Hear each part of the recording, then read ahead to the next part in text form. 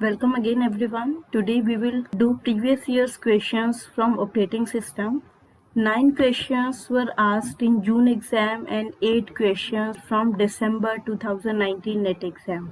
So it is again a very important subject, and after going through the questions you will see that most of the questions are repeated questions from GATE and NET exams.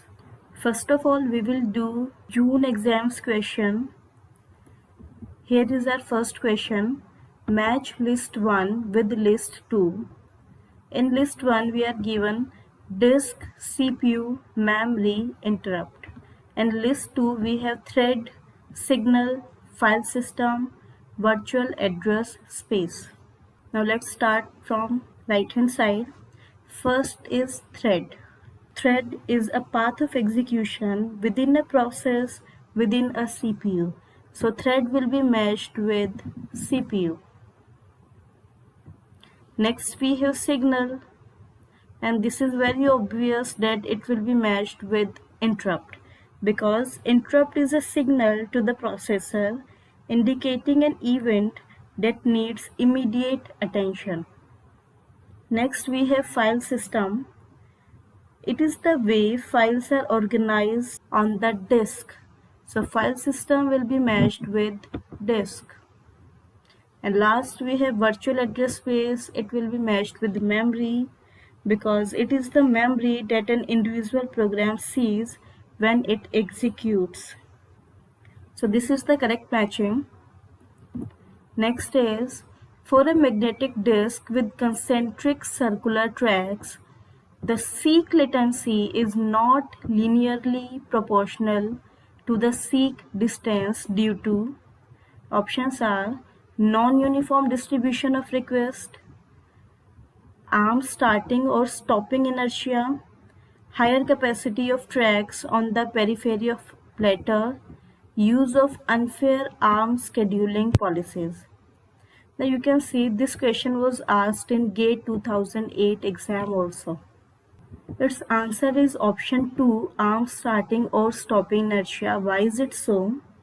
Whenever a read-write head moves from one track to another track, it has to face resistance due to change in state of motion, including speed and direction, which is nothing but inertia. So answer will be arm starting or stopping inertia. It mainly occurs whenever we change track. Next is, now you can say this question was also asked in previous exams in GATE 2006 and ISRO exam of 2009. So if you have prepared previous year's questions from GATE, NET, ISRO, etc., then you can get a lot of questions in your NET exams from these papers. Our question is, consider 3 CPU intensive processes which require 10, 20 and 30 units of time and arrive at times 0, 2 and 6 respectively. How many context switches are needed if operating system implements a shortest remaining time first scheduling algorithm? Do not count the context switches at time 0 and at the end. Now in this question, we have to tell how many context switches will be done using shortest remaining time first scheduling algorithm. Now we are given 3 processes P1, P2, P3 with their CPU bursts as 10, 20, 30 and their arrival time as 0, 2 and 6 respectively. Now first we will make Gantt chart. This scheduling algorithm implements shortest remaining time first. Now P1 arrives at time 0. So first slot will be allocated to P1. Now it will execute for 10 unit time. Now after that, both processes P1 and P2 has arrived because their arrival time is 2 and 6 and P1 has already executed for 10 unit time. Now from P2 and P3 we will choose P2 because its remaining time is 20 as compared to P3 which is 30. So next will be process P2. It requires 20 unit time. So total time on Gantt chart will be 30. That means at the end of 30th unit time, P1 and P2 will be completely executed. And last process is P3 and it will take 30 unit time, so total will be 60. So this is the Gantt chart for this question. Now we have to count how many context switches occur. And it is given in the question that do not count the context switches at time 0. Now this 0 one we will not count, and at the end. Now leaving these two context switches, we are left with only two switches from P1 to P2 and from P2 to P3. So total there will be two context switches. So our answer will be option 3, that is 2. Our next question is the minimum number of page frames that must be allocated to a running process in a virtual memory environment is determined by. Again, this is a repeated question from GATE and ISRO exam. Options are page size, physical size of memory, the instruction set architecture, number of processes in memory. Now there are two important tasks of virtual memory management. First is page replacement strategy and second is frame allocation strategy. Frame allocation strategy determines the minimum number of frames needed and it depends on the instruction set architecture of the system. So our answer will be option 3. Just do remember this question. Next is a computer has 6 tape drives with n processes competing for them. Each process may need 2 drives. What is the maximum value of n for the system to be deadlock free? Now here we have 6 resources and each process require at most 2 resources. What is the maximum value of n for the system to be deadlock free? Now say we have 6 processes and we have allocated 1 drive to each process, right? We have a total of 6 drives and we allocated 1 drive to each process. Now each process requires 2 drives to fully execute. So this is a circular wait condition and it will be a deadlock situation. Each process is holding some resource and waiting for other resources, right? But say if we free one process, if we have only 5 processes, then we are left with 1 resource. Because we have a total of 6 resource, 5 resource we have allocated and we still are left with 1 resource. Now this 1 resource can be allocated to any process. Say if we have allocated this 1 resource to P5, it will have a total of 2 resources. It will fully execute and release these 2 resources and we can further allocate these resources to other processes. So if we have 5 processes, then there will not be deadlock situation. But if we have 6 processes, there will be a deadlock. Now the question is, what is the maximum number of processes for which the system is deadlock free? So it will be 5 processes. So answer will be option 1, that is 5. Next is, at a particular time of computation, the value of counting semaphore is 7. Then 20 wait operations and 15 signal operations are completed on the semaphore. What is the resulting value of the semaphore? This question has been asked 4 times in previous exams. Now value of counting semaphore is 7. Whenever we have a wait operation, it will decrease the value of counting semaphore by 1, that is -1. If we have signal operation, it will increase the value of counting semaphore by 1. Now we have 7 counting semaphore value. There are 20 wait operations, that means we will have minus 20, and 15 signal operation, that means plus 15, because for signal operation we have plus 1, for wait operation we have minus 1. So after solving this we will get 7 minus 20, that is minus 13, plus 15, 2. Let us see our options. Option 1 is 28, then 12, then 2, then 42. So our correct answer will be option 3. Resulting value of the semaphore will be 2. Now similar type of question was asked in December 2019 exam. We will see that question in next video.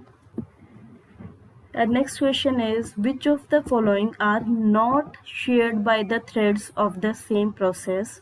Options are stack, registers, address space, message queue. Not shared by the threads of the same process. This is one of the most important questions from threads. Now we have to remember 3 points, that threads do not share registers, program counter, stack and stack pointer.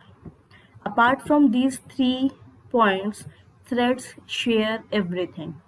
In our question we have stack, this will not be shared. Registers, again not shared among threads. Address space, yes.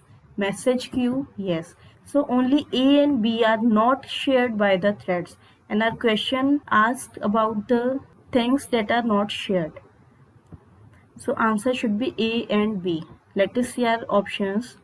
Option 1 is A and D, that is stack and message queue. No. B and C, registers and address space, again no. Option 3 is A and B, stack and registers. Now this is the correct answer. Next is, consider a disk system with 100 cylinders. The request to access the cylinders occur in the following sequence. We are given a sequence in which requests to access the cylinders are made. Assuming that the head is currently at cylinder 50, what is the time taken to satisfy all requests if it takes 1 millisecond to move from cylinder to adjacent one and shortest seek time first policy is used? So here important point is, we are currently at cylinder number 50 and shortest seek time first policy is used. These are our options. Now how do we solve this question? Now we have 2 main points, cylinder to be served next and distance needed to travel to serve that cylinder. Now currently we are at cylinder number 50. Distance traveled will be 0 because we are at that position. Now from given sequence we have to check what will be our next cylinder. Now our policy is shortest seek time first. So let us see what is immediate greater value from 50 and what is the smaller value than 50. It is 73 and 34. Now to reach 34 from 50 it will take 16 units, and to reach 73 it will take 23 units. Now we want shortest time, so we will first move to 34. This is the cylinder number and distance traveled will be 16. 50 minus 34. Now from 34 we can move to position number 20. It will take 14 unit distance. 34 minus 20 will be 14 because this is the nearest from 20. So we will move to 19 and distance will be 1. Then we will move to 15 and distance will be 4. Then we will move to 10. distance will be 5, 15 minus 10 is 5, then we will move to 7 and distance will be 3, then we will move to 6, distance will be 1, then we will move to 4, distance will be 2, 2, and last will be 73 and distance will be 71. So this will be the required sequence to implement shortest seek time first policy. Now all we have to do is to find the total distance traveled. When you add all these values, you will get 119. This is the unit distance, and it is given that it takes 1 millisecond to move from one cylinder to adjacent one. So 119 unit into 1, it will be 119 millisecond. In our given option, we can see that 119 millisecond is our option number 4. Next is, consider that a process has been allocated 3 frames and has a sequence of page referencing as 1, 2, 1, 3, 7, 4, 5, 6, 3, 1. What shall be the difference in page faults for the above string using the algorithms of LRU, that is least recently used, and optimal page replacement for referencing the string? Now we have to find the page faults using least recently used algorithm and optimal page replacement algorithm. So first we will use least recently used and let us see how many page faults will occur. Now initially all 3 frames are empty. Let us take 3 frames F1, F2 and F3. Now from the sequence we can see that our first page reference is 1. Now whenever we have empty frames, when we fill them the first time, it will cause page fault. When we have 1 in F1, it will create 1 page fault. Next in the sequence we have 2. We will put this 2 in frame number 2. Again it will create 1 more page fault. Then we have 1 again. This one we have already included in frame 1. Next is 3. We will add this 3 in frame number 3. Again it will cause 1 more page fault. Now next is 7. Now we need to decide where we will put this 7. Now in frame 1, 1 is recently used. So we will not replace this one. Now among F2 and F3, frame 2 is least recently used because we have recently added a value in frame 3. So we will replace page from frame 2 with 7. Next we have is 4. Now for 4 we will replace content of frame 1. Why is it so? Because among F1 and F3 we have recently used the F3. So we will replace content of F1. Next we have 5. We will replace 3 with 5. Then we have 6. We will replace this 7 with 6 because this is least recently used among 4, 7 and 5. Then we have 3. We will replace 4 with 3. And then we have 1. We will replace 5 with 1. Now total number of page faults will be, just count number of pages we have cut from frames. It will be 1, 2, 3, 4, 5, 6 plus 3 page faults that occurred when frames were empty. So total will be 6 plus 3, that is 9. So if we use least recently used page replacement algorithm, we will get a total of 9 page faults. What will be the number of page faults if we use optimal page replacement? First, we should know that what is optimal page replacement policy. It replaces page which will not be used for longest duration of time. Now it is like we are looking into the future, what will be the page referencing sequence and we will replace pages which will not be used in the coming page reference. Now initially our frames are empty. Our first page reference is 1. We will insert it into F1. Then we will have 2, insert it. Then 1, it is already inserted. Then we have page reference 3, it will be inserted in F3. Now when we insert these 3 pages, we will get 3 page faults, right? Next we have 7. Now which page we should replace to add 7? We will look at the sequence that is after 7. We have 4, 5, 6, 3, 1. Now 3 and 1 are being used in the future sequence, so we will replace the content of frame 2. That is, we will replace 2 with 7, right? Next we have 4. Again we will look into the following sequence. We have 5, 6, 3, 1. 3 and 1 are again will be referenced in the coming sequence, so we will replace this 7 with 4. Then we have 5. Again we will replace this 4 with 5. Then we have 6. Do the same. Next we have 3, which is already present in frame 3, and then 1, which is present in F1. So total number of page faults will be, just count number of pages we have cut from this process. It will be 1, 2, 3, 4 plus 3 page faults that occurred when our frame was empty. So 4 plus 3, it will be 7. Now our question is, what shall be the difference in page faults from LRU and optimal page replacement?